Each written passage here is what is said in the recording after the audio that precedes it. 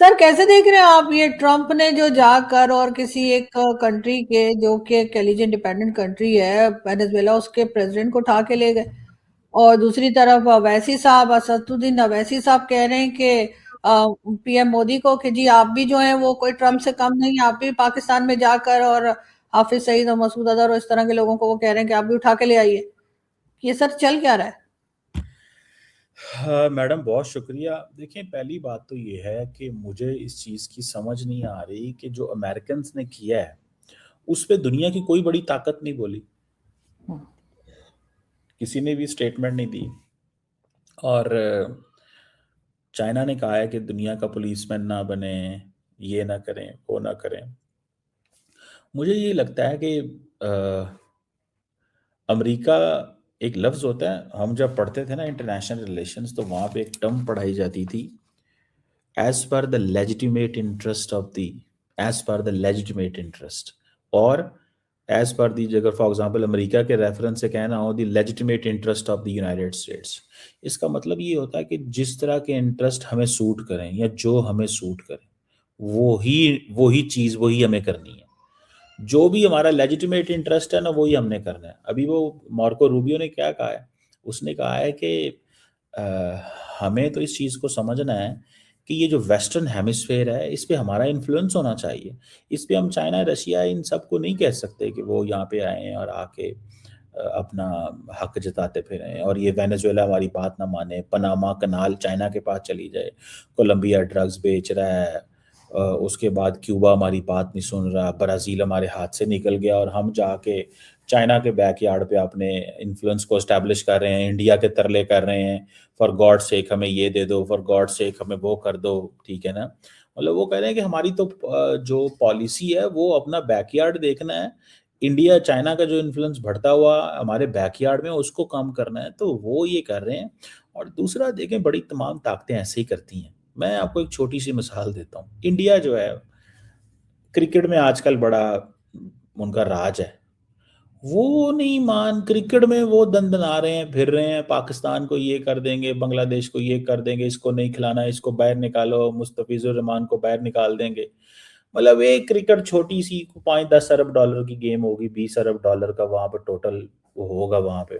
तो आप इमेजिन करें, अगर इंडिया क्रिकेट में नहीं किसी को खड़ा होने दे रहा, वो हर एक की टांगे खींच रहा है और हर एक को कह रहा है, ओए मैंने तुम्हारे से हाथ नहीं मिलाना, ओए मैंने तुमसे क्रिकेट ट्रॉफी नहीं लेनी, ओए आईपीएल में सब निकालो पाकिस्तानियों को बाहर, हम यहाँ पे देखेंगे, ये हमारा राज है यहाँ पे। आईपीएल में बंगालियों को बाहर निकालो, ये मतलब शाहरुख खान तुम गद्दार हो। तो मतलब इतनी सी क्रिकेट में अगर आपके पास पावर आ गई है, तो आप अपने जो है ना वो तिंगनी का नाच नचाया सबको। तो फिर अमेरिका बहादुर का तो वैसे ही हक है, उसका तो बनता है मैडम वो तो। और दूसरी बात ये है कि ये तो काम उनका था ना, मतलब जो ये भी बात पता चली कि फौज मजबूत होनी चाहिए। ठीक है, अगर फौजें कमजोर हों तो फिर ऐसा ही होता है, लोग घुसते हैं लेकिन आप। सर अगर फौज मजबूत होने से जो है अमेरिका जाकर किसी को नहीं उठा ले जाएगा तो सर फिर उसामा बिन लादेन को कैसे ले गया? उसामा बिन लादेन को भी तो अमेरिका ही उठा के ले गया था। नहीं, देखिए, वो अच्छा आपका सवाल है। दो चीज़ें थी उस वक़्त। एक चीज़ तो ये थी कि पाकिस्तान के अपने जो सारे रडार्स थे, वो इंडियन साइड पे थे। ये 2009-10 की बात है। दूसरी बात उस वक़्त ये थी कि क्योंकि अफ़गानिस्तान में अमेरिकन्स के हम एलाय थे, तो एक फ्रेंडली बॉर्डर था, तो नोबडी कुड हैव एक्सपेक्टेड कि ये हो सकता है। दूसरी चीज़, तीसरी बात उसमें ये भी थी कि उनके पास स्टेल्थ टेक्नोलॉजी थी, और अगर हमें फॉर एग्ज़ाम्पल पता भी होता या हमारे पास रडार्स होते भी, तो स्टेल्थ को शायद हम नहीं जज कर सकते थे। ये 2010, आज से 15 साल पहले की बात बता रहा हूँ। तो हमें वो नहीं समझ आनी थी। वरना पाकिस्तान छोटा मुल्क ही सही, लेकिन मुझे याद है कि जब अमेरिकन ने ड्रोन हमले करने शुरू किए थे पाकिस्तान के अंदर बगैर पाकिस्तान से पूछे, और ये तो पाकिस्तान ने उसके बड़ा शोर डाल के वो बंद करवाए थे, प्रेशर डाला था उन्होंने, फौजी मारे मारे। सलाला चेक पोस्ट पर मुझे याद है 26 नवंबर 2011 को मैं लाहौर था उस दिन, एक दोस्त की शादी अटेंड करने गया हुआ था। तो पाकिस्तान ने 6 महीने उनकी सप्लाई बंद कर दी थी। पाकिस्तान ने कहा था कि आप जहाँ से मर्जी आप अपना सामान लेके आएँ, आप कराची से होके पाकिस्तान से गुजर के अफ़गानिस्तान नहीं जा सकते। तो हमें हमारी अपनी शॉर्टकमिंग्स ज़रूर हैं, लेकिन एक बड़ी ताकत है, उसके पास रिसोर्सेज हैं, वो बहुत कुछ कर लेते हैं। लेकिन अगर आपके पास कैपेसिटी हो तो ज़रूर रोकना चाहिए, और अगर वो नहीं है तो हमने बिल्ड करने की कोशिश की है। हम अपना मेहनत कर रहे हैं जहाँ जहाँ से हो सकता है। हम क्योंकि हमेशा कन्वेंशनल ट्रेडिशनल थ्रेट हमारा भारत है, उस साइड से हम चीज़ों को और तरीके से देखते हैं। अफगानिस्तान की साइड पे हमने चीज़ों को हमेशा क्योंकि फ्रेंडली साइड होने की वजह से कम देखा था। लेकिन सर आपको नहीं लगता कि हमने उस वक्त उसामा बिन लादेन को रखकर भी गलती की थी, इसलिए कि जाहिर है कि वो एक टेररिस्ट था और उस टेररिस्ट को हमने छुपा कर रखा, और उसके बाद अगर कोई दूसरी कंट्री उठकर हमें कहती है कि हम टेररिज्म को सपोर्ट करते हैं तो वो क्या गलत कहते हैं? अगर हम नहीं करते तो हम उसामा बिन लादेन को यहाँ 11 साल हमने छुपा के ना रखा होता अमेरिका से, उसके बाद अमेरिका आया और उसका हम कुछ भी बिगाड़ नहीं सके, वो उठा कर ले गया उसको, चाहे वो टेररिस्ट हो चाहे हम उसको हीरो बनाते हो उसामा बिन लादेन को।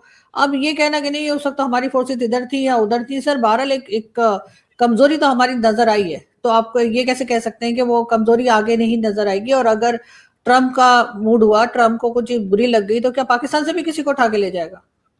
देखें, पहली बात तो ये है कि ये बात इंतहाई गलत है कि पाकिस्तान की अफवाज ने और लोगों ने अलकायदा से लड़ते हुए जाने दी, और ये कहना कि पाकिस्तान ने उसको छुपा के रखा था।